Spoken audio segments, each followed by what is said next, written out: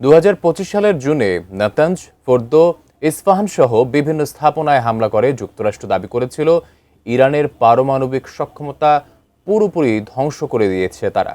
তবে বর্তমান সংঘাতের মাঝে সামনে এলো চাঞ্চল্যকর তথ্য। তেহরানের কাছে এখনও অক্ষত রয়েছে ইউরেনিয়ামের বিশাল মজুদ, যা দিয়ে কয়েকদিনের মধ্যেই তৈরি করা সম্ভব বেশ কয়েকটি পারমাণবিক বোমা। বিস্তারিত জানাচ্ছেন মিরাজ হোসাইন।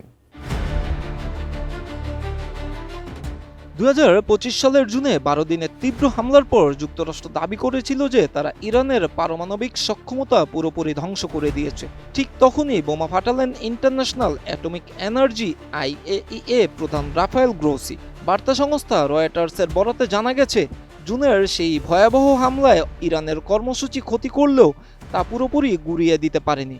ইরানের ইস্পাহানে এখনও অক্ষত অবস্থায় পড়ে আছে অন্তত 60% সমৃদ্ধ বিশাল ইউরেনিয়ামের মজুদ। এক বছর আগের তথ্য অনুযায়ী ইরানের কাছে 400 কেজির ইউরেনিয়ামের মজুদ ছিল, যা দিয়ে আনুমানিক 10 পারমাণবিক বোমা বানানো সম্ভব। IAEA-এর মহাপরিচালক রাফায়েল গ্রোসি এক বিবৃতিতে জানিয়েছেন, গত বছরের হামলার পর তাদের কাছে শক্ত তথ্য রয়েছে যে ইস্পাহানে এখনও 200 কেজির বেশি উচ্চ সমৃদ্ধ ইউরেনিয়াম রয়েছে, যা থেকে পারমাণবিক বোমা তৈরি করা ইরানের কাছে কেবল সময়ের ব্যাপার মাত্র। মার্কিন গোয়েন্দারা ভেবেছিল ইরানের নাতানজ, ফোর্দো আর ইস্পাহানের হামলায় সব শেষ হয়ে গেছে, কিন্তু বর্তমান প্রতিবেদন বলছে হিসাব নিকাশ মেলেনি পেন্টাগনের। Presenting Walton Crystal Series. Switch to premium. Switch to Crystal.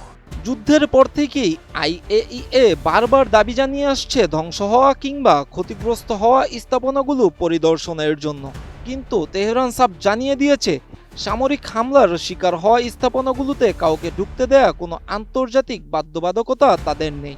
ফলে গত কয়েক মাস ধরে সেখানে আসলে কি ঘটছে, ইউরেনিয়াম সরানো হয়েছে কিনা তা নিয়ে অন্ধকারে পুরো বিশ্ব। বিশেষজ্ঞরা বলছেন, ইরান হয়তো তাদের মূল্যবান এই সম্পদ মাটির গভীরে এমন কোনো বাংকারে সরিয়ে নিয়েছে যেখানে সাধারণ বাংকার বাস্টার বোমাও পৌঁছাতে পারেনি। আর এই রহস্যময় নীরবতাই এখন মার্কিন প্রেসিডেন্ট ডোনাল্ড ট্রাম্পের জন্য নতুন এক মাথা ব্যথার কারণ ইরান যদি এই মজুদ ব্যবহার করে গোপনে পরমাণু অস্ত্র বানিয়ে ফেলে, তবে মধ্যপ্রাচ্যের পুরো যুদ্ধের ফলাফলই বদলে যেতে পারে। এদিকে ইরানের গোপন স্থানে থাকা ইউরেনিয়ামের অবস্থানের ধারণা পেয়েছে ওয়াশিংটন। যুক্তরাষ্ট্রভিত্তিক সংবাদ মাধ্যম এক্সিওস বলছে, ইরানের উচ্চমাত্রায় সমৃদ্ধ ইউরেনিয়ামের মজুদ জব্দ করতে দেশটিতে স্পেশাল ফোর্স পাঠাতে চায় ইসরায়েল ও মার্কিন সরকার।